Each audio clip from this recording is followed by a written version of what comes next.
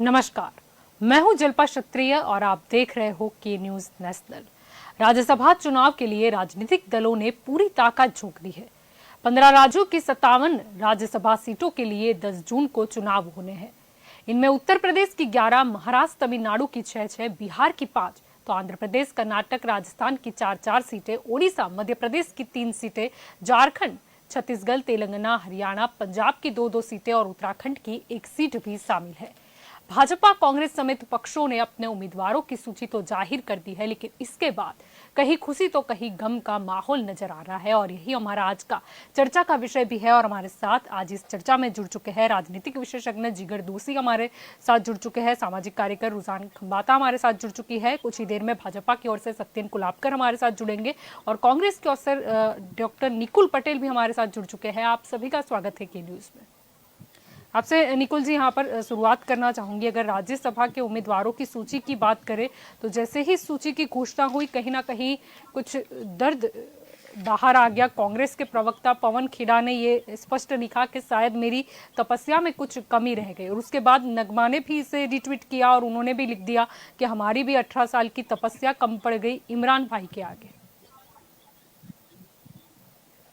राज्यसभा एक ऐसा चुनाव है जहाँ जो एमएलए रहते हैं जिस स्टेट जी के अंदर उसके लोग वोट करते हैं। और जैसे बोलते हैं कि जनरल इलेक्शन की थोड़ा हटके होता है जहाँ पब्लिक वोट करती है। और जिस तरह समझ लो कि जिस तरह स्टेटमेंट दिया, तो मैं कहूँगा कि वो अच्छा नहीं होना चाहिए, नहीं होना चाहिए, बराबर है, लेकिन उनकी भी लागनी है व्यक्त की उन्होंने। और जी हर एक आदमी जब वो पॉलिटिकल पार्टी के साथ जुड़ता है तो उसकी खुद की एक इच्छाएं रहती है।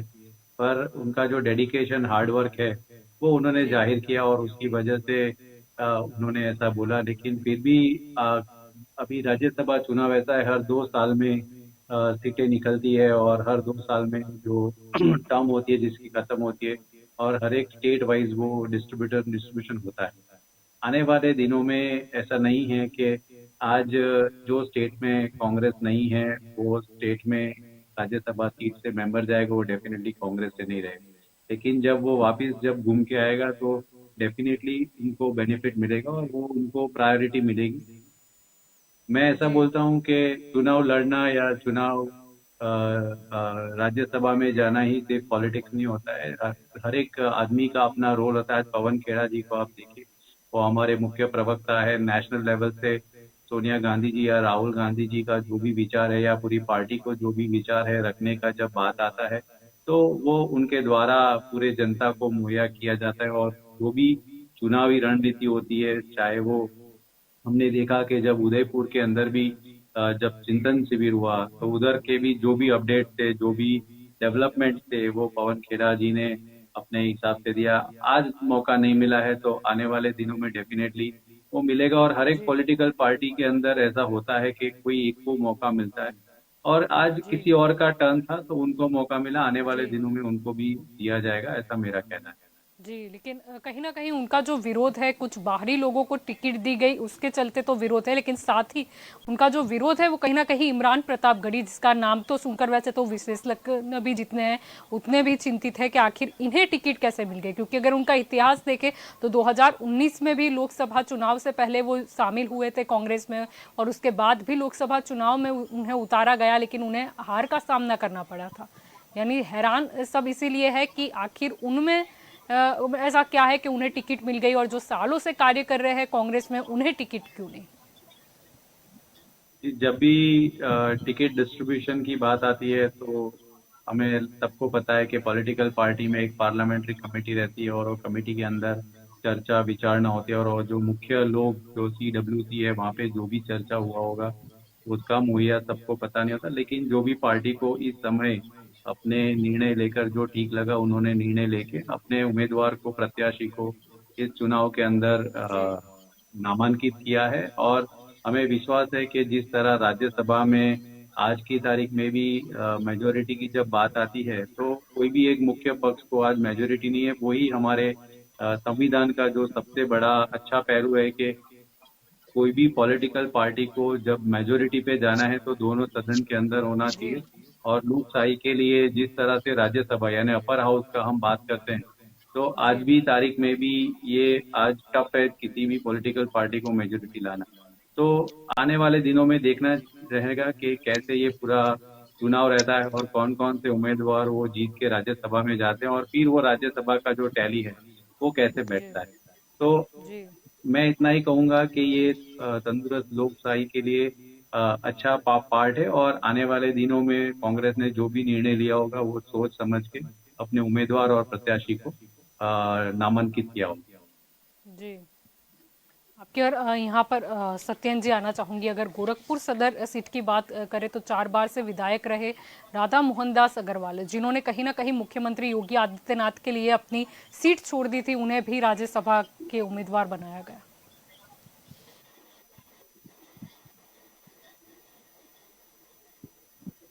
जी जी सत्येंद्र जी।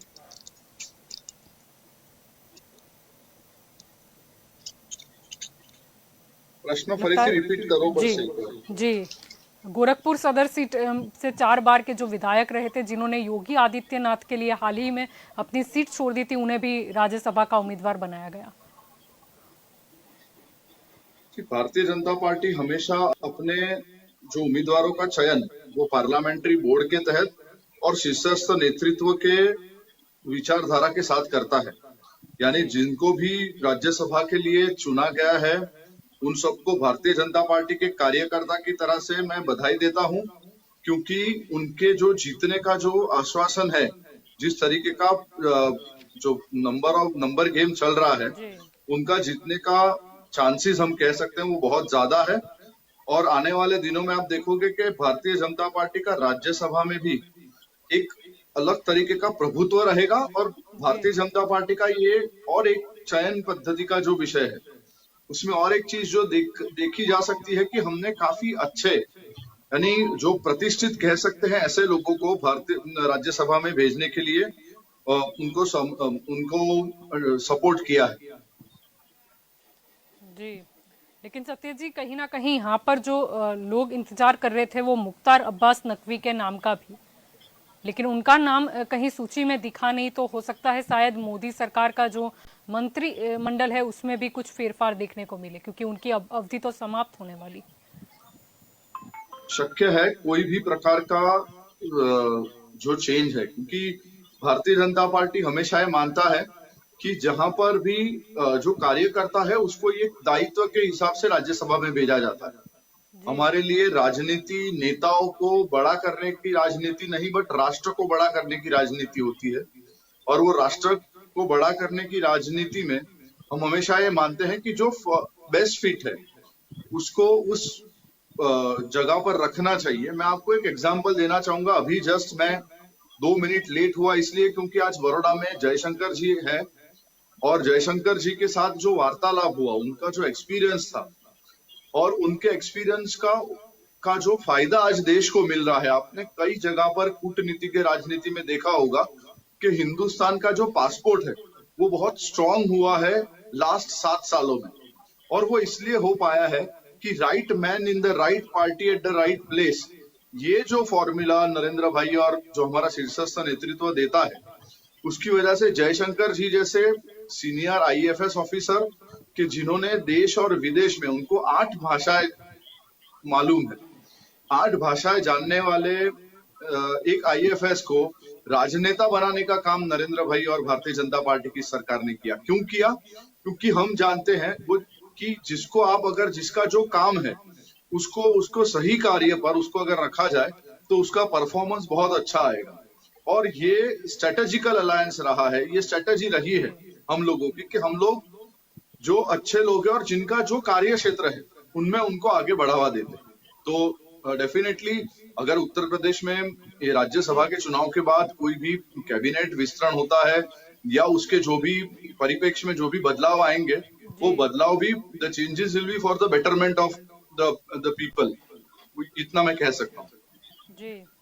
आपकी और जिगर जी यहाँ पर आना चाहूंगी। अगर राज्यसभा के चुनाव की बात करें, लेकिन उसमें भी कहीं ना कहीं समीकरणों का खास ध्यान रखा गया है, क्योंकि अगर सिर्फ उत्तर प्रदेश की ही हम फिलहाल चर्चा करें तो जो 11 राज्यसभा की सीटें हैं उसमें कहीं ना कहीं कांग्रेस को भले ही अपनी सीट नहीं मिल पाए, लेकिन फिर भी उन्होंने अपने जो उम्मीदवार है उनके नाम डिक्लेयर किए हैं। अगर कांग्रेस की बात करें तो उन्होंने ब्राह्मण और मुस्लिम पर दाव खेलना चाहा है। अगर हम समाजवादी पार्टी की बात करें तो उन्होंने जाट और मुस्लिम का समीकरण बिठाया है। अगर उसी तरह भाजपा की बात करें तो उन्होंने सवर्ण और ओबीसी का संतुलन बिठाया हुआ है, क्योंकि कहीं ना कहीं राज्यसभा की ये जो उम्मीदवारों की सूची है वो उनके लिए 2024 में किस तरीके से काम लगे या फिर कैसे हम हर वर्ग को संतुष्ट कर पाए उसका भी एक पायदान है। जी बिल्कुल, आपने बिल्कुल सही बात की है। जब भी राजनीति में पूरे विश्व की राजनीति अगर हम देखें और खास करके जब भारत की राजनीति देखें, तो जो जातिगत समीकरण है उसका प्रभुत्व और उसमें भी कौन सा चेहरा मुखर है समाज में, वो दोनों चीज हमेशा पहले देखी जाती है और उसी हिसाब से हर एक पॉलिटिकल पार्टी, हर एक राजनीतिक पार्टी अपने उम्मीदवारों का चयन करती है। हालांकि जो भी उम्मीदवारों का चयन होता है या हुआ है उसमें कहीं ना कहीं कोई भी किसी ना किसी को तो हमेशा दिक्कत रहती है, किसी का चांस नहीं होता, किसी को मिल जाता है बहुत जल्दी, जैसे कांग्रेस में अभी हुआ और उन्हीं के एक बड़े नेता ने जब भी अभी ट्वीट भी किया है कि उनको जिस हिसाब से आशा थी वो नहीं हो पाया काम। तो ये चलता रहता है, इसको मैं बहुत सामान्य साहजिक प्रक्रिया के तौर पे मानता हूँ। इसमें ऐसा है कि चाहे कोई भी पॉलिटिकल पार्टी हो, चाहे भाजपा हो या कांग्रेस, उनके जो शीर्षस्थ मौड़ी मंडल कहते हैं या फिर जो शीर्षस्थ नेता कहते हैं, वो लोग ये डिसाइड करते हैं, उनकी पूरी कारोबारी कमेटी डिसाइड करती है कि आगे हमें 2024 के या फिर आगे आने वाले जो इलेक्शन है उसके हिसाब से कौन सा चेहरा आगे लेके जाना चाहिए। राज्यसभा एक ऐसी जगह है जहां पर हमारे लोकसभा में पारित होने वाले जो भी प्रस्ताव है वो आगे जाके राज्यसभा में भी जब पारित होते हैं तो वो एक कायदा बन जाता है और हमारे देश में ये बहुत ही जरूरी है कि ऐसे जो कायदे अगर बीजेपी सरकार अभी सेंट्रल गवर्नमेंट में है वो जो कायदे लाना चाहती है तो उनके लिए ये बहुत जरूरी हो जाता है आज की तारीख में, बिकॉज ये पूरा नंबर गेम है। रही बात कांग्रेस की, तो कांग्रेस के लिए अभी शायद दिल्ली दूर है राज्यसभा की बात करें, क्योंकि उनके एक नेता ने भी अभी हाल ही में, कपिल सिब्बल जी ने भी समाजवादी पार्टी से अपना पर्चा नॉमिनेशन दाखिल किया है। तो ये उनके लिए ज्यादा इतना मुझे नहीं लगता कि कोई फायदेमंद चीज रहेगी। हालांकि भाजपा को ये देखने वाली बात है कि उनको जो नंबर गेम की बात है अगर वो हासिल करने में कामयाब रहते हैं तो आगे की जो राजनीति है 2024 की वो शायद हमारे देश में बहुत बड़े लेवल पे बदल सकती है। कुछ ऐसे कायदे कानून आ सकते हैं जिसको शायद हमने सोचा भी ना हो और इसी नंबर गेम के हिसाब से जो मनोनीत होते हैं, जो भी चयन होता है नेताओं का, वो हमेशा शीर्षस्थ जो मंडल होता है वो बहुत ही सही सुझाव देकर और लोगों की राय लेकर ही करता है। हाँ, इसमें एक बात जरूर है कि अगर किसी ने, जैसे उत्तर प्रदेश की हम बात करें तो उत्तर प्रदेश में जो नेताओं ने, जैसे योगी जी के लिए जिन्होंने सीट खाली की है उनको भी मनोनीत किया गया है, तो ऐसे भी कई नेता जरूर होते हैं कि जिनको ये फायदा मिलता है कि उन्होंने आगे एक बड़े व्यक्ति के लिए सीट खाली किया है, तो उन्हें भी जो ये काम उनका होता है ये भी एक हमेशा राजनीति का एक अलग पहलू होता है।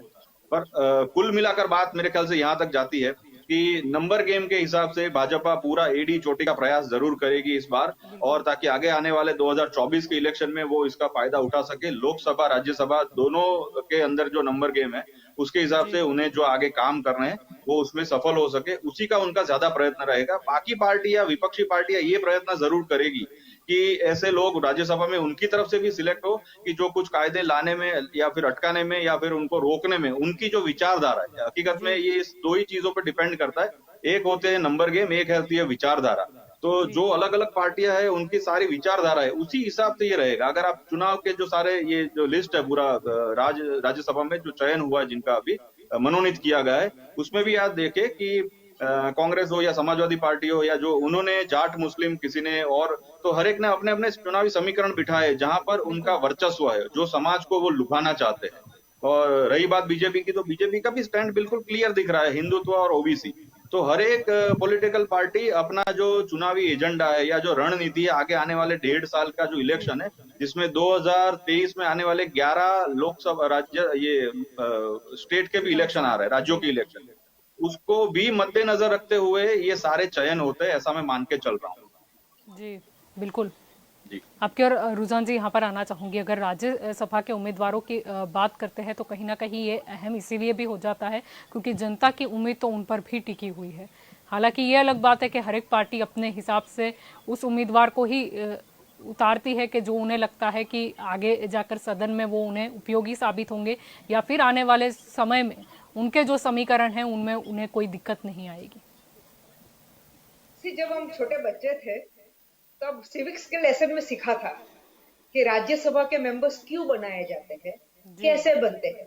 और बेसिक्स हमारे दिमाग में तब ये डाला गया था कि राज्यसभा के मेंबर्स इसलिए बनाए जाते कि जो लोग ज्ञानी हो, लेकिन ऑब्वियसली वो लोग इस तरह के पॉलिटिक्स में नहीं आते हैं या ये जो जो जो इलेक्शंस नहीं लड़ते हैं, तो उनके लिए स्पेशली वो ज्ञानी लोग को इंडिया को लाभ होवे, इंडिया को फायदा होवे, इसीलिए ये ज्ञानी लोगों को पार्टी राज्यसभा में बिठाती है ताकि उनका ज्ञान का हम जब हमारे बिल्स पास करें तब हम उनका यूज कर सके और हमारा देश का लाभ हो, फायदा हो।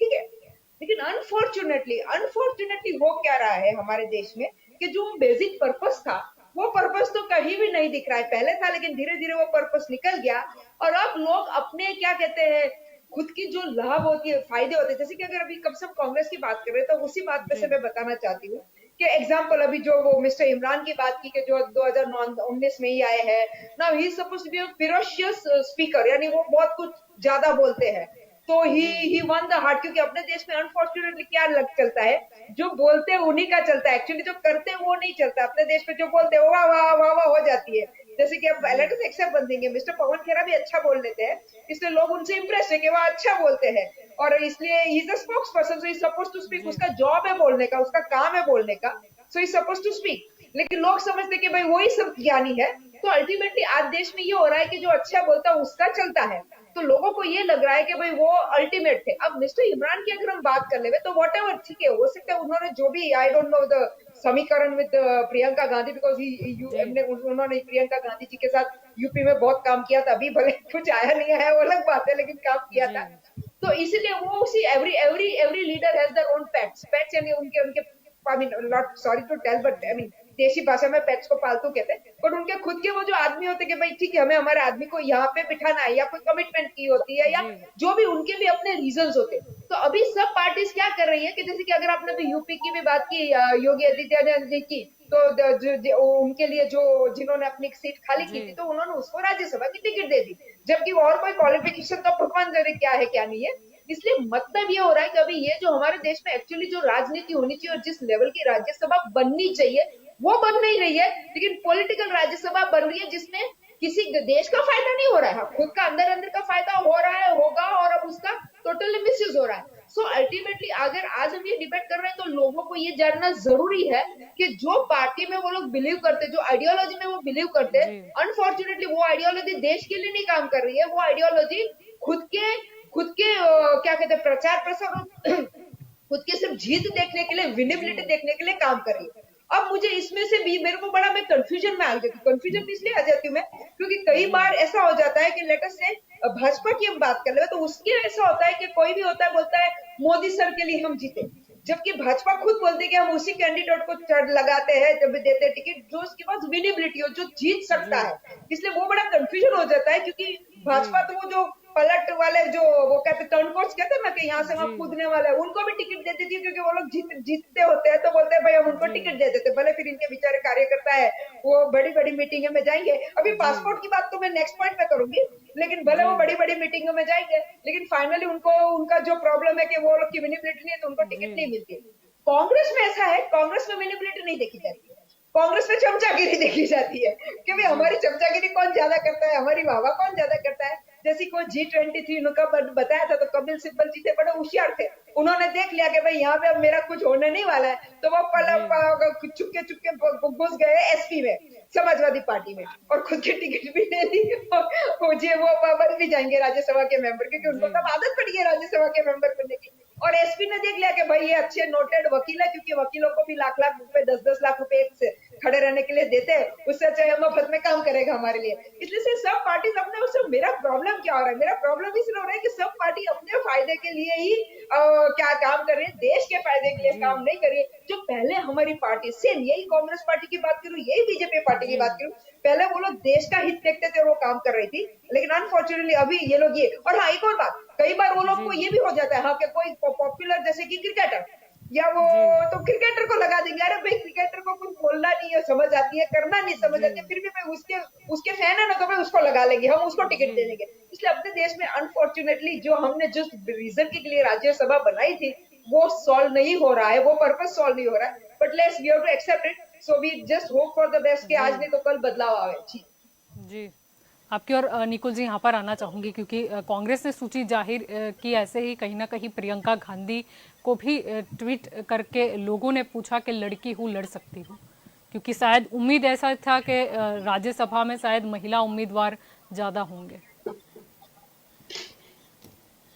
लड़की हूँ, लड़ सकती हूँ। यूपी के अंदर जी जब बात हुई उस समय पे जो भी निर्णय लिया गया, और उसके बाद जब जी उदयपुर में जो शिविर हुआ वहां पे भी अगर आप देखो तो एक 50% एंड बिलो 50 ऐसा, यानी 50% लोग 50 साल से उम्र के नीचे जो लोग हैं उनको प्रायोरिटी दिया जाएगा, इस तरह जो यंग लोग हैं उनको मौका जी दिया जाएगा। तो ये भी एक लास्ट उदयपुर शिविर के अंदर जो बात निकल कर आई वो डिस्कशन के तहत, जी तो ये जो बात है उसकी वजह से भी ये बात में अगर हम चयन किया जाएगा तो अभी से वो सभी चुनावों में डिसाइड किया जाएगा कि भाई किसको जी चुनाव टिकट देना है। और ये जो चिंतन शिविर में जो कुछ भी बात बाहर आकर आई है उसमें से जो देना है उस तरह मेरे को लगता है कि दे रहे हैं।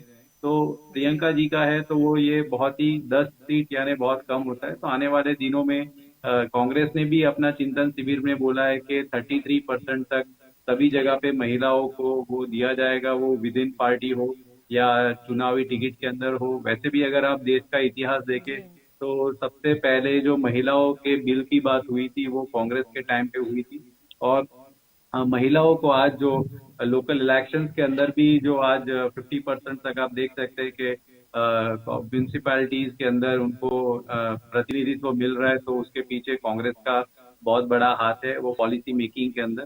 पर आने वाले दिनों में डेफिनेटली जो चिंतन शिविर हुआ वो 3 दिन का, जी 13, 14 और 15 मई को उदयपुर के अंदर, तो वहां पे जो कमिटीज बनी और वो कमिटीज के अंदर जो भी चर्चा हुई और चर्चा के भाग के रूप में जो एक एजेंडा तैयार हुआ, तो वो एजेंडा को सभी जगह पे अभी वो प्रस्तावित किया जी जाएगा। और उसी एजेंडा के तहत आपने देखा होगा कि कांग्रेस ने सब कमिटीज बनाई है और वो कमिटी का जो भी अभिप्राय होगा वो चाहे नामांकन में हो, चुनावी जी घोषणा पत्र में हो या चुनावी रणनीति में हो।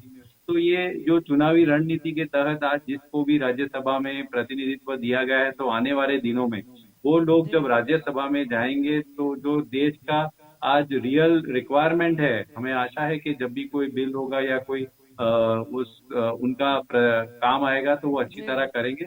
और देश की जनता के लिए जो जरूरी है वो प्राथमिकता समझ के आने वाले दिनों में जिस तरह भूतकाल में कांग्रेस काम करती थी वैसे वो लोग करेंगे, इसलिए आज वो दिया है। आने वाले दिनों में महिला को, युवाओं को डेफिनेटली जी इस चुनावी प्रक्रिया में देश के भागीदारी में जो मौका दिया जाएगा वो हम देखेंगे। जलपा जी। जी आपकी और सत्येंद्र जी यहाँ पर आना चाहूंगी। अगर उम्मीदवारों की सूची की बात करें उसमें भी ज्यादातर उम्मीदवारों की उम्मीद वहीं पर टिकी होती है जहां पर कहीं ना कहीं जो भी पक्ष से वो लड़ना चाहते हैं उन पक्ष का बोलबाला हो। जैसे अगर हम यूपी की बात कर ले तो यूपी में से 7 सीटें तो बीजेपी की तय मानी जा रही है। झारखंड की बात करें तो 1 सीटें तय है। यानी उन सब स्टेट की बात करें तो वहां पर जो भी लोग हैं उन्हें लगता है कि अगर उन्हें मौका मिल गया तो फिर वो उन्हें राज्यसभा में जाने से कोई नहीं रोक सकता। किसी भी कार्यकर्ता को, वो भारतीय जनता पार्टी का हो, कांग्रेस का हो या और कोई भी पॉलिटिकल पार्टी का हो, उसको एस्पिरेशन होना ये बहुत स्वाभाविक बात है। उसको उसके लिए विचार करना, उसकी मांग रखना, उसके लिए सोचना और अपना जो कैंडिडेचर है वो रखना, वो बहुत ही जी स्वाभाविक बात है। क्योंकि हम लोग पॉलिटिकल पार्टी के कार्यकर्ता हैं। कार्य करते करते आपके साथ आज मीडिया के डिबेट में बैठा हूं, कल और कोई जगह पर पार्टी दायित्व देगा, वहां पर जाकर काम करूंगा, तो दायित्व भी बदल सकता है, एस्पिरेशन भी बदल सकते हैं। जी तो और भारतीय जनता पार्टी का जैसे आपने बहुत सही अवलोकन किया कि 7 सीट यहाँ से 64 निकलेगी, ऐसा हमारा भी गणित है। शायद 7 की जगह 8 भी होगी ऐसा लग रहा जी है। और तो ये तो 64 सीट रहती है, तो राज्यसभा में स्वाभाविक है कि एस्पिरेशन जो उस लेवल के नेता है, जिन्होंने उस लेवल का काम किया, उनका रहेगा। जी बट भारतीय जनता पार्टी का अगर आप देखोगे तो आप जी लास्ट 3 दिन में एक भी ऐसा ऐसा कोई negative statement Bharatiya Janata party का एक भी कार्यकर्ता ने पूरे भारतवर्ष में नहीं दिया। जबकि आप देखोगे तो नगमा का ट्वीट आपने जिक्र किया, उनके जी प्रवक्ता का भी आपने जिक्र किया। तो ये दोनों के केस में इतना मैं कह सकता हूं कि ये रिफ्लेक्शन है दोनों पार्टियों की विचारधाराओं। मैं एक और एग्जांपल देना चाहूंगा। जी जब पंजाब के चीफ मिनिस्टर को पोस्ट से निकाला गया था, वो कांग्रेस के थे, तब उन्होंने ये कहा था कि I M humiliated bye the way my party has treated. और उस समय पर जब भारतीय जनता पार्टी के गुजरात के सीएम को हमने बताया कि आप दूसरे कोई जवाबदारी में जाओगे, तब उनका जो स्टेटमेंट था वो ये था कि I am humbled by the way my party has given me a chance to work. ये हम्बल्डनेस और ये ह्यूमिलेशन बीच का जो विचारधारा है, वही भारतीय जनता पार्टी को अलग पार्टी से अलग करता है। जी, लेकिन आपने जो कहा सत्येंद्र जी, शायद बीजेपी के जो भी नेता या कोई भी कार्यकर्ता है वो शायद विरोध ना करे, लेकिन साथ में ही जिन जिन अगर राज्यों की बात करें, जैसे बिहार की बात करें जहां पर कहीं ना कहीं जेडीयू के साथ अच्छा है बीजेपी का रिलेशन, या किसी और स्टेट की बात कर ले तो वहां के जो स्थानिक नेता हैं उनके द्वारा तो कहीं ना कहीं विरोधाभास बताया गया है। हमारे जो हमारा जो अलायंस है, हमारे अलायंस के साथ जी हमारे जो भी सीट शेयरिंग के जो मैटर्स है, उस पे भी काफी चर्चाएं होने के बाद ये लिस्ट जारी की गई।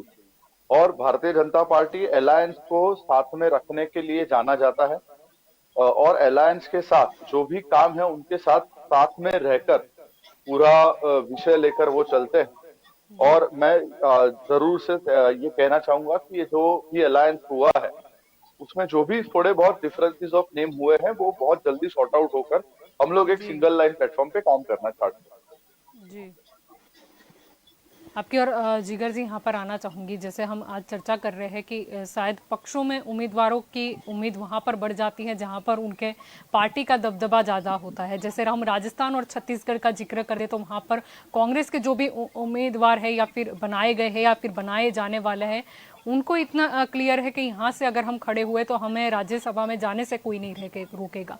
और अगर बीजेपी की बात कर ले तो यूपी समेत कुछ राज्य ऐसे जहाँ पर जो भी उम्मीदवार है उसका राज्यसभा में जाना तय है। जी बिल्कुल, ये बिल्कुल सही बात है। जहां जो सरकार अभी होती है, जो पक्ष की, जो पार्टी की, तो वहां पर से उनको वोट्स मिलना और राज्यसभा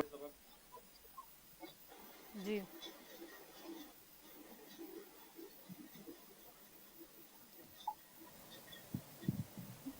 जी, हम आपको सुन नहीं पा रहे जिगर जी।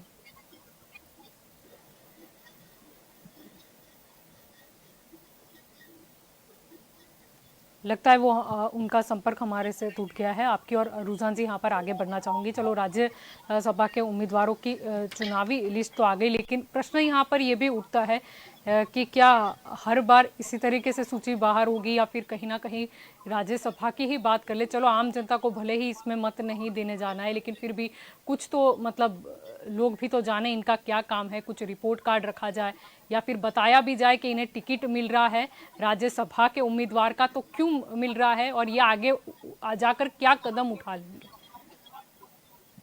अभी हुआ ये है अपने देश में कि जो अकाउंटेबिलिटी कहते हैं ना, अकाउंटेबिलिटी जैसा नहीं रहा है। लोग धर्म के नाम पे वोट देंगे, समाज के नाम पे वोट देंगे, और सो कॉल्ड गॉड यूज करेंगे राष्ट्रवाद के नाम पे, सो कॉल्ड, क्योंकि उनको भी राष्ट्रवाद का मतलब ही नहीं पता है, बस देश के लिए करना है, धर्म के लिए करना है। अब अपने देश में सबसे बड़ा पूरा नैरेटिव चेंज हो गया है। पूरा नैरेटिव इसी पॉइंट पे पिछले लेटेस्ट से 8 साल से तो ऐसे ही चल रहा है कि भाई हमको समाज पे, धर्म पे और राष्ट्रवाद सो कॉल्ड के नाम पे वोट करना है। इसलिए अब लोग क्या कर रहे हैं, लोग वो दिमाग में ले ही नहीं रहे कि मेरा नेता क्या कर रहा है। ठीक है, अब मान लो एग्जांपल दो, जो लोकल इलेक्शन है जैसे कि कॉर्पोरेशन के और इलेक्शन, अब क्या है, जैसे कि लेटर से अपने अपने अपने गुजरात की बात कर ले, अपने अहमदाबाद की बात कर ले, हर आप लोग ये अभी जैसे मॉनसून चालू हो जाएगा तो आप बताओगे कि अपने रोड धो गए हैं, ये हुआ है, वो every time will show that, लोग बूम भी पड़ेंगे, हाय मेरा कमर रह गई ना, हमारा ये हो गया ना, वो हो गया ना, सब अपनी जगह हो जाएगा। ठीक है, लेकिन फाइनली लोगों को अब ये है कि भाई कोई भी पॉलिटिकल पार्टी आएगी ऐसा ही होने वाला है। लोगों ने एक्सेप्ट कर लिया है कि भाई कुछ भी हो, हमारा देश नहीं बदलने वाला इस पॉइंट ऑफ व्यू से। तो नाउ दे आर फाइंडिंग क्या कहते हैं कि अब क्या कहते हैं, ना मामानो कानो मामो, इन हमारे गुजराती में ऐसे कहावत है। तो दे फील के भाई चलो ना, अभी जो पार्टी उसी से चलते, क्योंकि फायदा वहां है कि जो जैसे कि कार्यकर्ता होते हैं, तो आज की तारीख में भाजपा जो बोलती है कि हम लोग शायद एशिया की सबसे बड़ी पार्टी है, या शायद पता नहीं वर्ल्ड की भी हो, सॉरी फॉर दैट, मुझे ध्यान नहीं है, पर जो भी है, तो अगर इतनी बड़ी पार्टी है तो उनके कार्यकर्ता बहुत है।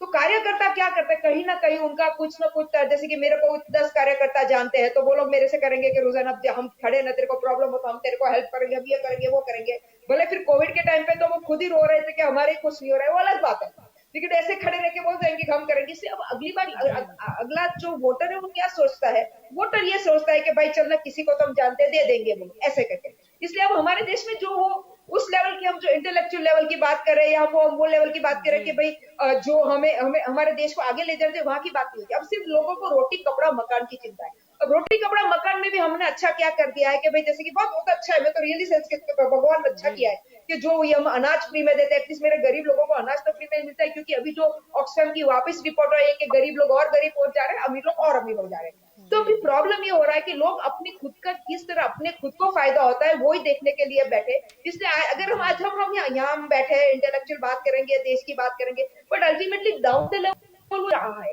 क्योंकि लोगों को सिर्फ अपना फायदा निकाल के भाई अपना खाना निकल रहा है, अपने को मिल रहा है, बात वही खत्म करनी है। क्योंकि जितनी भी पॉलिटिकल पार्टी आई है उन्होंने इतना अपने बदनाम कर दिया है पॉलिटिक्स के नाम पे। एक्चुअली राजनीति होती है, लेकिन राजनीति के बदले वो जो भी नीति कर दी उन्होंने, तो प्रॉब्लम अब वहां हो गया है। सो कमिंग बैक टू, अगर आप ये एक्सपेक्ट करेंगे कि अगर हम हमारे खुद के नेता ही, मैं तो बोलती हूँ हमारे जो एमएलए है या हमारे कॉर्पोरेटर है, उनसे कुछ हिसाब नहीं मांग रहे, तो मैडम अभी राज्यसभा से तो पूछना तो बहुत दूर की बात हो गई।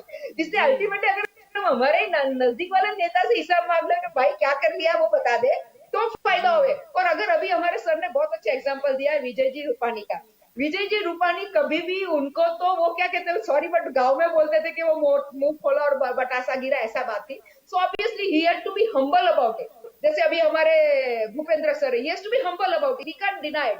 सो अल्टीमेटली अगर उनको हाँ इतना बोल तो भले ये सर जो भी बोल रहे हैं उनकी जो नाराजगी है, भले उन्होंने वर्ड्स में नहीं व्यक्त किया लेकिन एक्शंस में व्यक्त हो रही है, जो दिख रहा है। मेरे को नहीं, आप लोग को ज्यादा मीडिया वालों को मुझसे ज्यादा दिखती है और आप बताते भी हो कि रूपानी सरकार खो गए, और उनकी बेटी ने तो ऑन रिकॉर्ड लिख भी दिया था कि मेरे डैडी ने ये किया वो किया फलाना ढेकना। So let us accept that कि नाराजगी तो उन्होंने भी थी, but he had to be control. अरे वो खुद कंट्रोल में थे, क्योंकि उनको पता था कुछ भी बोलेंगे तो उनका प्रॉब्लम हो जाएगा, क्योंकि currently he is in the ruling party, इसलिए ये प्रॉब्लम था। इसलिए coming back to this madam, the only thing अभी जो चेंज आ सकता है, अगर हम हमारे लोकसभा और हमारे कॉर्पोरेटर तक ही हम लोग इतना ज्ञान ले लें अकाउंटेबिलिटी का, तो भी हम लोग बहुत आगे अच्छा कर सकेंगे। एक पॉइंट। दूसरा इंपॉर्टेंट पॉइंट, हमारे सर ने पासपोर्ट की बात कर ली, ये तो मेरी फेवरेट टॉपिक है, क्योंकि पासपोर्ट में क्या हो गया है कि ये जो सर ने बताया, हमारे यूजर्स को, हमारे लिस्टर्स को गलत इंफॉर्मेशन नहीं जानी चाहिए। 2014 में हेनली पासपोर्ट इंडेक्स करके इंडेक्स आता है, जो वर्ल्ड के पासपोर्ट, और पासपोर्ट स्ट्रॉन्ग का मतलब ये है कि 199 जो कंट्रीज है, 190 कंट्रीज गिनते हैं, अभी 199 गिन रहे हैं, उसमें से आप कितनी कंट्रीज में विदाउट वीजा जा सकते हो, उसको पासपोर्ट स्ट्रेंथ कहते हैं। जैसे कि सिंगापुर है तो 199 के 190 में से 180 कंट्रीज, 89 कंट्रीज में आप विदाउट पासपोर्ट जा सकते हो, ऑन अराइवल होता है, सॉरी विदाउट वीजा जा सकते हो, ऑन अराइवल होता है। तो इसलिए सिंगापुर का पासपोर्ट स्ट्रॉन्ग है, जापान का पासपोर्ट स्ट्रॉन्ग है। हमारा इंडिया का पासपोर्ट 2014 में 76 नंबर पे था, 2014 में। After the NDA government coming, आज हमारा बीच में 90, लास्ट 6 महीने पहले वो 90 पोजीशन पे था और अभी 85 पोजीशन पे है। इसलिए ये जो भी बता रहा है कि सर आने के बाद हमारा पासपोर्ट स्ट्रॉन्ग हो गया, वो गलत बता रहे हैं, क्योंकि आज हमारा पासपोर्ट 85 पोजीशन पे है, खेलता रहता है 83, 85, 90 पे खेलता रहता है, लेकिन जो हमारा 76 पोजीशन था वो नहीं है। और आज हमारा पासपोर्ट अगर हम कंपेयर करें तो तजाकिस्तान जितना स्ट्रॉन्ग पासपोर्ट है, इतना हमारा पासपोर्ट स्ट्रॉन्ग है। इसलिए ये मेरे लिसनर्स को, हमारे के न्यूज के लिसनर्स को क्लियर लाना चाहिए कि don't spread wrong information, the right information. हाँ अभी तो आप बोलेंगे राइट इन्फॉर्मेशन इसके, हम 2014 में we were on the 76 number and today we are on the 85th number, कभी 90 है, कभी 85 है और कभी 83 है। So this was what I wanted to clarify. जी मैडम। जी सत्येन जी। बेन का विजय भाई रूपाणी और पासपोर्ट के बारे में का नॉलेज सुन के थोड़ा दुख हुआ। वो बता रहे हैं कि बतासा क्या मुंह खोला और बतासा करके, तो उनको शायद गुजरात की राजनीति का तासीर ही नहीं पता। ये बहुत बड़ी दुखद बात है।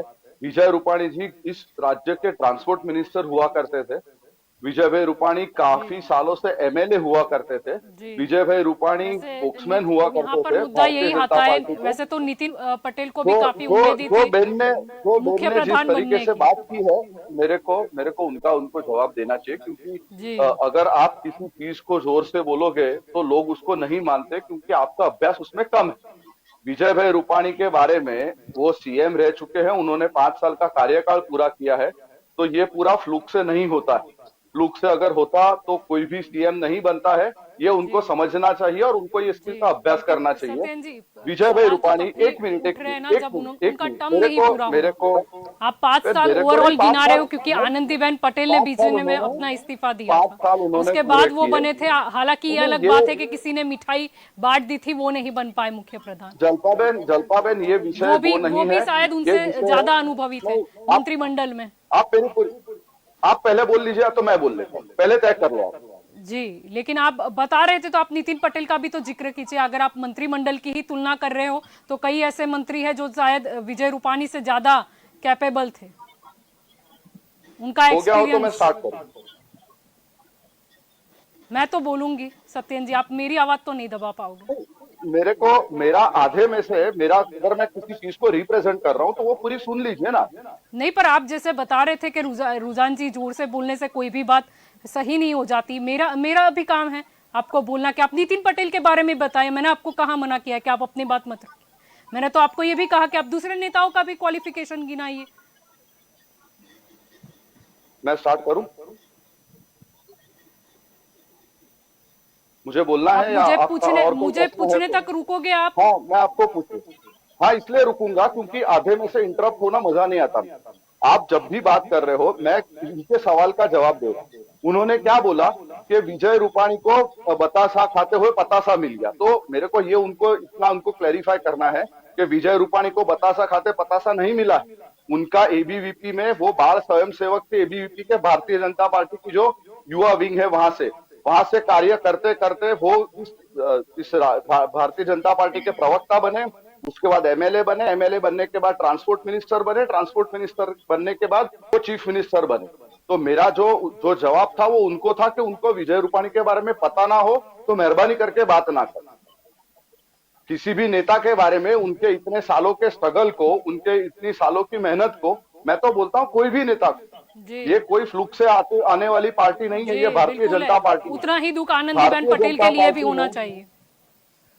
हाँ, हमारे आनंदीबेन के लिए भी है। मैं तो आपको एक एग्जांपल दे रहा हूँ, उन्होंने विजय भाई का नाम दिया, इसलिए मैं विजय भाई का उनका क्रेडेंशियल गिना रहा हूँ आप।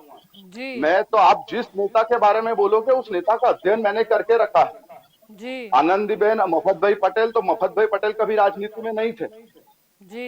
विजय रमणीकलाल रूपाणी, तो रमणीकलाल रूपाणी कभी राजनीति में नहीं थे। वो बेन जिस तरीके से वो कर रही है वो थोड़ा टिपिकल लग रहा है, शायद डिबेट में पहली बार आई है, बट मैं समझता हूँ कि ऐसा हो सकता है। नहीं बोल सकते, हर पक्ष अपना रखने आए हैं, हर व्यक्ति। और जो स्ट्रेंथ ऑफ पासपोर्ट की बात की है, उसका जो मायना था वो ये समझना चाहिए था हमको कि यूक्रेन के वॉर में, मैं उसका एग्जांपल देना चाहूँ जी। यूक्रेन के वॉर में जब आदरणीय नरेंद्र भाई ने इनको बात किया, पुतिन से बात किया, तो 6 घंटे तक वॉर रुका था कि नहीं रुका था? आप मुझे बताइए जलपाबेन। हमारे बच्चों को एक सेफ पैसेज कॉरिडोर दिया गया था कि नहीं गया था? ये क्या इंडियन एम्बेसी की जीत नहीं थी? ये हमारे कूटनीतिज्ञ राजनीति, लेकिन आप जो बात कर रहे हो, ये हमारे पासपोर्ट की जीत उसके लिए आज नहीं, लेकिन हमारी जो सालों से उनके साथ संबंध मेंटेन हुए हैं वो काम आए थे। आपको जिक्र ये भी करना है। ये तो कूटनीतिज्ञ राजनीति की भी जीत है, ये हमारे पासपोर्ट की भी जीत है, ये हमारे देश की जीत है। तो इसको इस तरीके से बेन, मेरे को बवाल कर रहे हो, आप फिर आप अपना जवाब देना, मेरे को कोई इश्यू नहीं। मेरे को सिर्फ बीच में टोकने पर तकलीफ होती है, बाकी मेरे को कोई तकलीफ नहीं होती। आपके हर एक सवाल का मैं जवाब दूंगा। मैं तो जलपाबेन को ये बोलूंगा कि आप एक्सटेंड कीजिए, 8-9 की जगह 9:30 तक एक्सटेंड कीजिए, मेरे को इश्यू नहीं। तो ये इसका जो मैं स्ट्रेंथ की है वो बात कर रहा हूँ। आज हिंदुस्तान को, जहां पर आप विश्व फलक पर जो कूटनीति के राजनीति में जो हिंदुस्तान का जो रुतबा बना है उसकी बात कर रहा हूँ। और जिस तरीके से हिंदुस्तान के हर एक व्यक्ति को आज उरी के बाद, आज बायलैटरल टॉक्स में चाइना भी, अगर आज अमेरिका हमारा सबसे बड़ा डेलीगेशन पार्टनर बन रहा है, अगर आप कल का न्यूज़पेपर देखोगे तो डेलीगेशन पार्टनर है। क्यों? क्योंकि वो जानता है कि ये देश अब कार्य करने की तरफ आगे बढ़ रहा है, तो उसको भी अपने को अप्रिशिएट करना चाहिए। उतना ही मेरा कहना है। जी रुझान जी। सबसे पहले तो मैं सर की सर्टिफिकेट के लिए तो यहाँ बैठी नहीं हूँ, मैं तो मेरे जनता और मेरे दोस्तों की सर्टिफिकेट के लिए जरूर बैठी हूँ और इसी में मेहनत करूंगी। इसलिए सर ने जब विजय रूपाणी जी की बात की, इसलिए मैंने विजय रूपाणी का एग्जाम्पल ले लिया। अगर वो नितिन भाई की बात करते तो उनका एग्जाम्पल ले लेती, इसलिए अगली बार वो सोच के बात करें ताकि उनको पता चले कि जब सोच के बात करेंगे तो उसका जवाब भी मिल जाएगा। पासपोर्ट और यूके रशिया में की अभी कोई लिंकिंग नहीं है कि हमारा पासपोर्ट स्ट्रांग हुआ है और उससे हमारे को वो सीज फायर हुई कुछ टाइम के लिए। Let us now accept one thing, मैं इतनी बड़ी वो क्या कहते हैं, मेरे को ये डिफेंस और ये वो क्या कहते हैं फॉरेन रिलेशंस आते नहीं है, बट कॉमन सेंस आती है मुझे।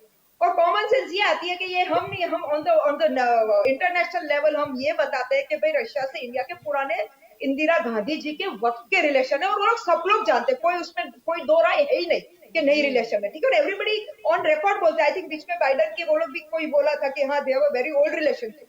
And let us accept one thing, before Russia went to war, India Putin sir आए थे और जनवरी में उनके प्राइम मिनिस्टर भी आ गए थे हमारे वाइब्रेंट के लिए, भले फिर वाइब्रेंट हमको कैंसिल करना पड़ा कोविड के कारण लास्ट मिनट में, वो अलग बात है। So coming back to the base of the matter, जो रशिया में यूक्रेन में जो सीज फायर हुआ on humanitarian grounds, United Nation सबने बताया कि भाई एटलीस्ट जो भी कंट्री है, खाली इंडिया का सीज फायर है, वहां सिर्फ इंडियंस को निकालने के लिए सीज फायर नहीं हुआ है। और ऐसा भी नहीं हुआ था पोलैंड के, तुमको जस्ट उनको पोलैंड की बॉर्डर तक पहुंचाया गया था। और अगर आपको पता हो तो मुझे जगह का नाम भूल गई, लेकिन वहां से तो लोगों को निकालना बहुत प्रॉब्लमेटिक, लोगों को यानी हमारे लोगों को निकालना, जो भी सिटीजन को निकालना बहुत प्रॉब्लमेटिक था। अनफॉर्चुनेटली हमें शर्म आनी चाहिए हमारे देश में कि 18,000 लोग वहां पे वो पढ़ने गए थे, मेडिकल पढ़ने गए थे। हमें शर्म आनी चाहिए कि जिस देश में मेडिकल की फैसिलिटीज है, लेकिन इस देश में 90,000 रुपए का वो बेचारे को मेडिकल पढ़ता है पढ़ाई, और वहां पे उसको 50,000 की मेडिकल पढ़ाई पड़ती है। तो वो तो हमें शर्म आनी चाहिए कि हमारा देश नहीं दे, हमारा इतना बड़ा देश है और हमारे मेडिकल स्टूडेंट्स को शामिल नहीं कर पा रहा है बिकॉज ऑफ करप्शन और जो भी आड़ू अड़ू है। इसलिए मेरे बेचारे इंडियन सिटीजन्स को देवा करके वहां जाके पढ़ना पड़ता है, वो तो हमें शर्माने की बात है। और अब जाके बात करें कि हमने हमारे सिटीजन को निकाला, तो ये तो हमारा एज अ कंट्री परम धर्म है, कर्तव्य। और ये नहीं, मैं तो भूल गई नाम, लेकिन पहले भी जब वॉर होती थी तो हमारी एयर इंडिया की फ्लाइट से जा जाके सिटीजन को निकालती थी, इसलिए इसमें कोई बड़ी बात की नहीं है। और तीसरी बात, तो कोई फ्री में भी हमने काम नहीं किया जी, और हम कोई फ्री में भी काम नहीं किया, भले अभी हम फ्री में लाते हैं, लेकिन मुझे ये बताया गया कि ये लोग जब जाते हैं तो कुछ पैसे भी लिए जाते हैं। एग्जैक्टली पता नहीं कौन सा है, क्योंकि कोई हेड में आता है और वो हेड से पैसे निकलते हैं, और इसलिए तो मेरी एयर इंडिया खर्चे में चली गई। इसलिए तो coming back to the let us accept that. इसलिए फाइनली ये जो भी बड़ी सी मुझे प्रॉब्लम क्या है कि हम हमारे जो दर्शक मित्र है के न्यूज को, उनको सही मैसेज जाना चाहिए।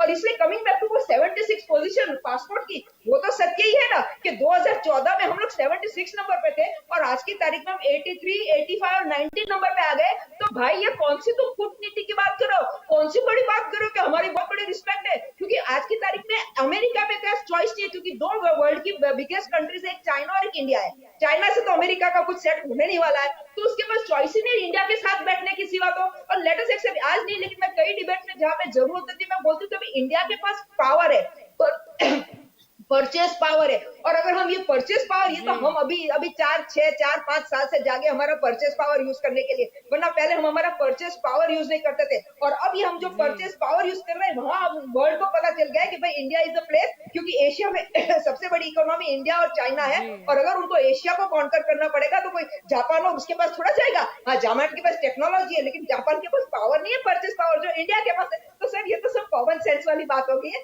इसलिए इसमें बड़ी ढिंगी मारने की बात है। ये तो हम बेसिक्स कॉलेज में क्लास के सिविक्स और उसमें हम पढ़ते थे सर। जी ठीक है। वैसे तो पूरे पॉलिटिकल पार्टी की नज़र शायद देश के पावर से ज़्यादा शायद अभी राज्यसभा और लोकसभा पर डिपेंड करती है। जिगर जी, आप कुछ बोल रहे थे, बीच में से आप डिस्कनेक्ट हो गए, आप अपनी बात रख सकते हो।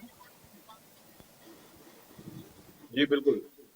एक्चुअली जब हम ये पूरे मुद्दे पर बात कर रहे थे राज्यसभा चुनाव के, तो मेरा कहना सिर्फ इतना ही हो जाता है कि हर एक पॉलिटिकल पार्टी अपने अपने जो चुनावी जो क्या कहते हैं रणनीति होती है और साथ में अपनी उनकी जो आइडियोलॉजी होती है, उसी को आगे करते हुए ही राज्यसभा इलेक्शन के हिसाब से उम्मीदवारों का चयन करती है। उसमें कोई दो राय नहीं है, हमेशा पहले से ऐसा होता है। हाँ, अब राज्यसभा उम्मीदवार बनने के बाद या फिर उसके अंदर चयन होने के बाद उनको सिर्फ इतना देखना चाहिए कि उनके जो क्षेत्र है जहाँ से वो आते हैं, तो वहाँ का दौरा वो रेगुलर करते रहे, और जो लोगों के प्रश्न है या जो प्रश्न उनको लोकसभा में या बड़े नेताओं के सामने रखने हैं, वो अगर रखने के लिए वो ट्राई करे, तो मेरे ख्याल से सिर्फ नंबर गेम नहीं रह जाएगी, साथ में लोगों का भला होने की तरफ और आगे मुहिम हो सकती है। नंबर गेम के हिसाब से अगर देखने जाए तो शायद वो फिर उतने काम नहीं आएंगे जितने हमारा देश उनसे अपेक्षा करता है कि वहाँ पर रहने वाला हर इंसान बहुत ही ज्यादा पढ़ा लिखा है, वो बहुत पावरफुल है, चाहे क्रिकेटर हो, चाहे एक्टर हो, या चाहे कोई उद्योगपति हो। देश को इतनी आशा जरूर करता है कि अगर आप इतनी बड़ी जगह पर बैठे हैं तो लोगों के जो प्रश्न है उसको जरूर देखिए, और साथ साथ में जो पॉलिटिकल पार्टी की आइडियोलॉजी के साथ आप आए हो, तो वो पॉलिटिकल पार्टी के आइडियोलॉजी के साथ में आप उनसे क्या काम लोगों के लिए निकलवा सकते हैं, वो करने का प्रयत्न जरूर करिए। मैं ऐसा मैं मान के चलता हूँ, तभी शायद राज्यसभा के अंदर मनोनीत या चयन होने का उनका असली अर्थ सही साबित होगा। जी बिल्कुल। आपके और यहाँ पर निकुल जी आना चाहूंगी। अगर हम राज्यसभा के चुनाव की बात कर रहे हैं ऐसे, तो अगर 2024 के मद्देनजर देखें तो उससे पहले तो कई जगह पर विधानसभा चुनाव भी आएंगे। मुद्दा यहाँ पर यही हो जाता है कि सदन में जब भी बिल आता है, जैसे कि कृषि कानून जब आए थे तब देखा गया था कि उसका काफी विरोध भी हुआ। हालांकि वो बिल पहले पारित हो गया था, लेकिन फिर सरकार ने उसे वापस भी ले लिया। और जब भी विपक्ष की तौर पर अगर कोई बैठता है, भले ही बहुमति में भाजपा हो, भले ही बिल पारित हो जाते हो, लेकिन लोगों की उम्मीद ये भी होती है कि वहां पर सदन के जो भी विपक्ष के बैठे हैं संसद, वो कहीं ना कहीं उनका पक्ष रखे या कोई भी बिल पर कड़े से कड़े सवाल पूछे, ताकि लोगों तक उसकी सही जानकारी पहुंच पाए, या फिर कहीं पर कुछ गलती है तो उसे बताया जा सके। सही बात है आपकी कि जिस तरह हमारा लोकतांत्रिक देश है और हमारा जो रिप्रेजेंटेटिव ऑफ पीपल्स एक्ट 1951 बोलता है कि जो भी प्रतिनिधि संसद में पहुंचता है तो वो लोगों का प्रतिनिधि होता है। और आज जब अपने संविधान ने संसद को एक सत्ता दी है कि वो देश में लोगों के लिए कायदे बनाए, तो जब भी कोई पार्टी जो सरकार में होती है और वो जो कायदा बनाती है, तो वो चर्चा के लिए डेफिनेटली फ्लोर पे आता है, और वो चर्चा होने के बाद वो राज्यसभा में जाता है और राज्यसभा में भी चर्चा होती है।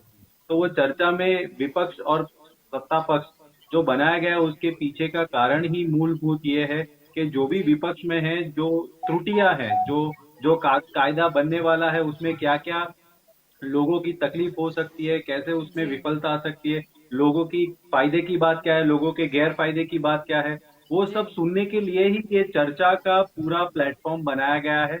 लेकिन कई बार आप देखते हैं कि भारतीय जनता पार्टी का जो मानसिकता है वो चर्चा में बिलीव नहीं करता है, और वो सीधा वो मेजोरिटी का जो जोर पे होता है वो कर देते। जैसे अभी लास्ट में ही हमने फाइनेंस बिल जब आई थिंक पेश हुआ संसद के अंदर, तो वो चर्चा के बगैर ही उसको पास कर दिया गया, तो वो बहुत दुखद बात है। और विपक्ष को या कोई भी पक्ष के जो प्रतिनिधि है उनपे चर्चा का कोई मौका ही नहीं दिया जाता। तो ऐसे कई बार जो होता है, तो ये अपने तंदुरुस्त लोकशाही के लिए अच्छा नहीं है। तो मैं इतना ही लोगों के तरफ से ये कहना चाहूंगा भारतीय जनता पार्टी को कि आप जब संसद में हैं, आप सरकार में हैं, तो लोगों ने आपको मौका दिया है। लेकिन जब विपक्ष भी फ्लोर पे है तो डेफिनेटली वो उस पर्टिकुलर बिल के लिए क्या बोल रहा है, कैसे बोल रहा है, और उसमें क्या त्रुटियां है, लोगों की क्या वो मंशा है, वो भी सुनने की एक थोड़ी सी आदत डाले, क्योंकि ये देश के हित में है। क्योंकि जो भी प्रतिनिधि चुन के फ्लोर तक पहुंचता है तो वो एक क्षेत्र का प्रतिनिधि होता है, और वो भी देश के लिए ही वहां तक पहुंचा है। तो हम सब जब चुनाव के टाइम पे चुनाव होता है, लेकिन जब हम फ्लोर पे पहुंचते हैं तो हमारी सबकी संयुक्त एक जवाबदारी होती है कि जब कोई कानून बनता है देश के संसद के अंदर, तो उसपे एक उत्कृष्ट चर्चा हो, और उत्कृष्ट चर्चा के अंदर जिसका भी प्रतिभाव लेने का हो वो दे और समय दे। इस कोई भी बिल को ऐसे ही जो ब्रूटल डेमोक्रेसी, आज मैं दुख के साथ कहता हूं कि अपने देश के अंदर एक ब्रूटल डेमोक्रेसी का माहौल बन गया है, जो नंबर गेम पे होता है, और आप कहीं पे भी जाओ तो उसका जोर पे कानून पास किया जाता है। विपक्ष को सुनने का फ्लोर पे बहुत ही कम ये लोग मौका देते हैं। तो हमारा विनंती है कि तंदुरुस्त लोकशाही के लिए कोई भी बिल हो, कोई भी कायदा हो, कोई भी संसद हो, कोई भी विधानसभा हो, या कोई भी लोकल बॉडी हो, बराबर है। मैं और सत्येंद्र भाई दोनों साथ में एक सेनेट के फ्लोर पे दोनों सभ्य हैं, और वहां पे जो मेजोरिटी के जोर पे कैसे काम होता है वो खुद भी जानते हैं और मैं भी जानता हूं। क्योंकि महाराजा सयाजीराव यूनिवर्सिटी में 5 साल से मैं भी सेनेट मेंबर हूँ और सत्यन भाई भी सेनेट मेंबर है। पर वहां पे जब सुनने की बात आती है तो वो मेजोरिटी के नाम पे उंगली ऊपर करके जो पास होता है बिल और सुनने नहीं दिया जाता है, तो वो तंदुरुस्त लोकशाही के लिए बहुत ही बुरा है और आने वाले दिनों में देश के लिए भी हितकारक नहीं है। इसलिए ये जो प्रक्रिया है बातचीत करने की, वो बातचीत जारी रहे, ऐसा मेरा खुद का मानना है। जलपा जी। जी, आपके लिए यहाँ पर आना चाहूँगी सत्येंद्र जी। ये भी राज्यसभा के चुनाव की हम बात कर रहे हैं। ऐसे तो लोकसभा और राज्यसभा दोनों में बहुमत कायम रखना भाजपा के लिए इसीलिए भी जरूरी है क्योंकि हर बिल को पारित करना है। जैसे अगर हाल ही में बात कर ले तो कहीं ना कहीं कहा जा रहा है कि नेक्स्ट जो भी सत्र आएगा उसमें कॉमन सिविल कोड बिल आने वाला है। आपकी बात एकदम सही है जलपाबेन कि कोई भी पॉलिटिकल पार्टी को इस देश में शासन करने के लिए और जो उनकी विचारें हैं उनको इम्प्लीमेंट करने के लिए उनको बहुमति की जरूरत पड़ती है। Democratic system, Bharatiya Janata party अभी 303 सीट के साथ थम्पिंग मेजोरिटी में है लोकसभा में, और राज्यसभा में भी उनकी जो स्ट्रेंथ ऑफ वोट्स है वो भी काफी अच्छे है। नेशनली भी 1296 एमएलए के साथ जो वोट शेयर है भारतीय जनता पार्टी का, वो भी बहुत हेल्दी स्टेट में है। इसका फायदा क्या होगा कि कोई भी निर्णय, जैसे हमने 370 का जो निर्णय लिया, वो इतने सालों से पेंडिंग था। कहने के लिए बहुत इजी था उन लोगों के लिए कि ये कश्मीर को अगर आप भूल कर भी हाथ लगाओगे तो देश छिन्न भिन्न हो जाएगा, देश के टुकड़े हो जाएंगे, पूरे देश में दंगे फसाद हो जाएंगे। मुझे आपके माध्यम से कहते हुए बड़ा गर्व होता है कि एक बूंद खून की 370 आने के बाद कभी गिरी नहीं। ये सामर्थ्य शक्ति जो है वो भारतीय जनता पार्टी के नेताओं ने अपने विचारधारा के माध्यम से और ये बिल के माध्यम से दिखाई। जो 370 के लिए आज से कई सालों से भारतीय जनता पार्टी की विचारधारा रही है और उसके लिए हमारी एक अलग से लड़ाई हमने लड़ी है।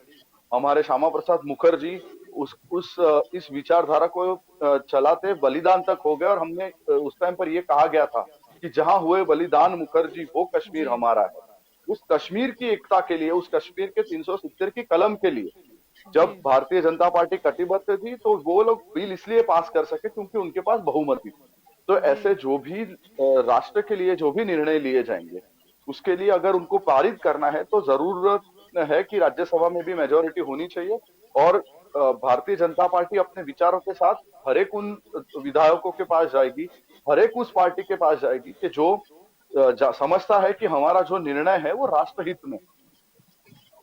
जी, लेकिन सत्येंद्र जी, आपने जिस तरह कहा, चलो 370 वो तो चलो नेशनल मुद्दा हो गया, अच्छा भी है देश के लिए, लेकिन अगर कृषि कानून का जिक्र करें तो ऐसा भी क्या हुआ कि बिल पारित होने के बाद भी भाजपा को पीछे हटना पड़ा, सरकार को पीछे हटना पड़ा?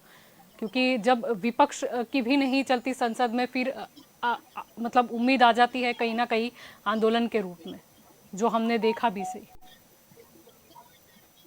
किसान कानून मैं आज की तारीख में बहुत कैटेगोरिकली ये मानता हूँ कि वो किसानों के फायदे के लिए ही था। शायद समझने में या समझाने में कोई अंतर रहा होगा। दूसरा कि जिस तरीके का एक वातावरण खड़ा किया गया कि ये एंटी किसान बिल है, भारतीय जनता पार्टी हमेशा ये मानती है कि वी विल नॉट स्टैंड, ये जहां लोकहित की बात आएगी वहां पर हमको ये कानून वापस लेते हुए कोई शर्मसार होने की जरूरत इसलिए नहीं थी कि ये इस तरीके का एक्सेप्टेबिलिटी के लोगों का जो वॉइस है उसकी एक्सेप्टेबिलिटी होनी चाहिए। लोगों की आवाज, हमने उनको अपनी तरह से काफी समझाने का ट्राई किया कि ये कानून आपके भलाई के लिए है, लॉन्ग रन में इसकी जो इम्प्लीकेशंस है वो बहुत लंबे चौड़े और बड़े होने वाले हैं। मैं किसान कानून का जो ये है उसका दाखला डिफेंस के तरीके से देना चाहूँ।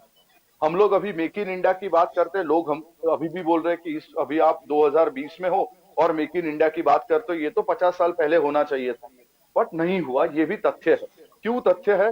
क्योंकि अगर हम हमारे आर्म्स एंड एम्यूनिशन खुद बनाते तो हमारी डिपेंडेंसी कोई भी फॉरेन कंट्री पर नहीं होती। आज हमने ब्रह्मोस बनाया, उसका ऑर्डर किसने दिया? हमें फिलीपाइंस ने दिया। वो ऑर्डर किस लिए दिया? क्योंकि उनको हमारी क्वालिटी पर विश्वास था।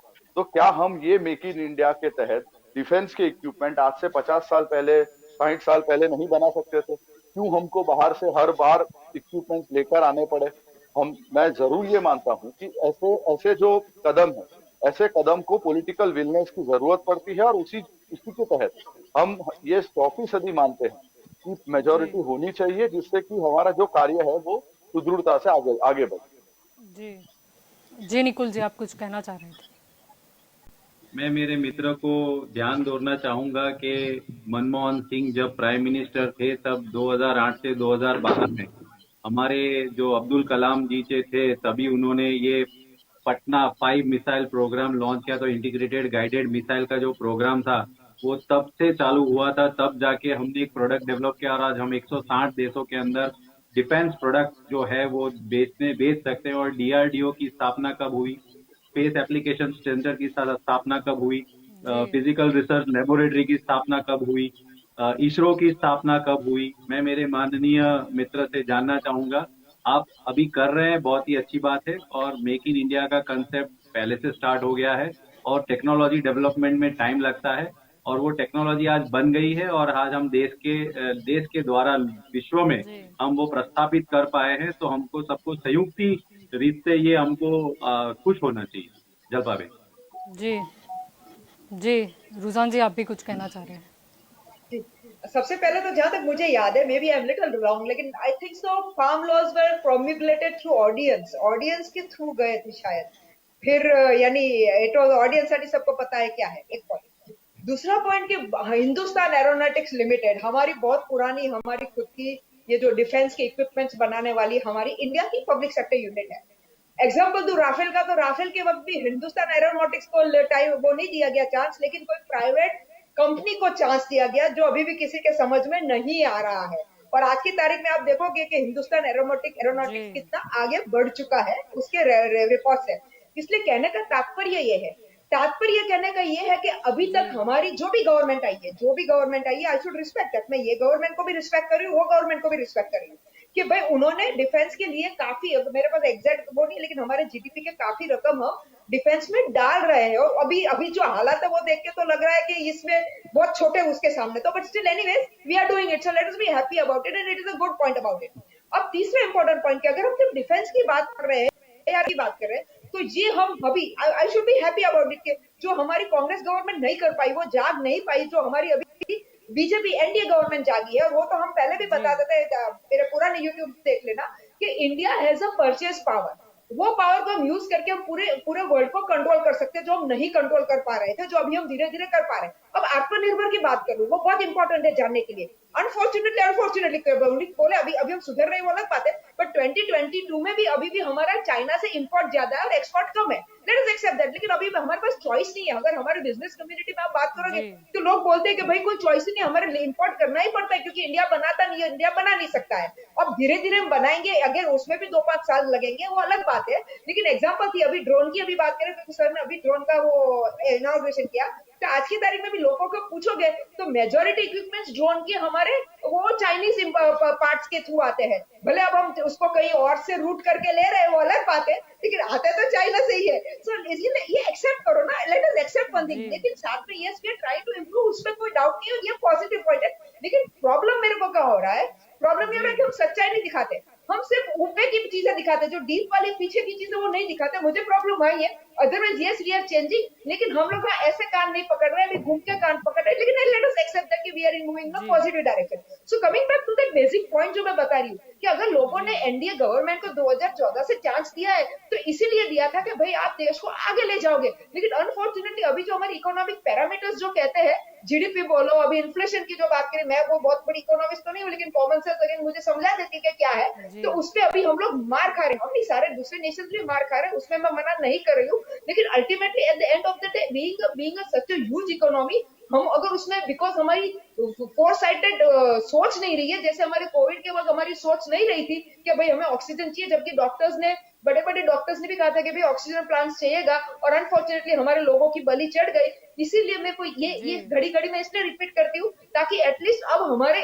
अगर हमारी जो करोड़ों रुपए हम हमारे बाबुओं को देते हैं, भले वो करप्शन होती है वो अलग बात है, करोड़ रुपए जो देते हैं हमारी मिनिस्ट्री को, गवर्नमेंट को, लेकिन अल्टीमेटली हमें लास्ट मिनट पे हमारे जो हिंदी में कहते हैं ना, अरे गुजराती में कहते हैं कुआ वो आग लगे और कुआ खोदने का, ऐसा जी प्रॉब्लम है। मुझे प्रॉब्लम वहां पे हो रहा है कि अगर हम इतने करोड़ रुपए डालते तो हमारे देश को उस डायरेक्शन में चलना है। हमारे देश को ये डायरेक्शन में नहीं चलना है कि भाई किसको टिकट दो, कौन वॉकआउट करेगा। क्योंकि अभी मैंने देखा, मैंने अभी थोड़ी लिस्ट स्टडी की तो आइडिया आ रहा है कि ये राज्यसभा में लिस्ट ऐसी भी बनाई दी है कि जो लोग बोल सके कि वॉकआउट करेंगे, आवाज उठाएंगे, ये करेंगे, भले बुद्धि नहीं चलाएंगे, बुद्धि चलाने का तो इनको बहुत बड़ा प्रॉब्लम रहेगा, लेकिन वॉकआउट करने की इनके पास बहुत बड़ी हिम्मत होगी। ऐसे हमें लोग नहीं चाहिए, हमें ऐसे लोग चाहिए जो देश के लिए बुद्धि चलाए और देश के हित में काम करे। वॉकआउट करने से कुछ नहीं होने वाला। जी जी बिल्कुल, आप सभी मेरे साथ इस चर्चा में जुड़े, इसलिए आप सभी का शुक्रिया। तो आज हमारा मुद्दा ये था कि राज्यसभा का जो चुनाव आने वाला है उसके लिए भाजपा और कांग्रेस दोनों ही द्वारा और दूसरे विपक्षों द्वारा अपने उम्मीदवारों की सूची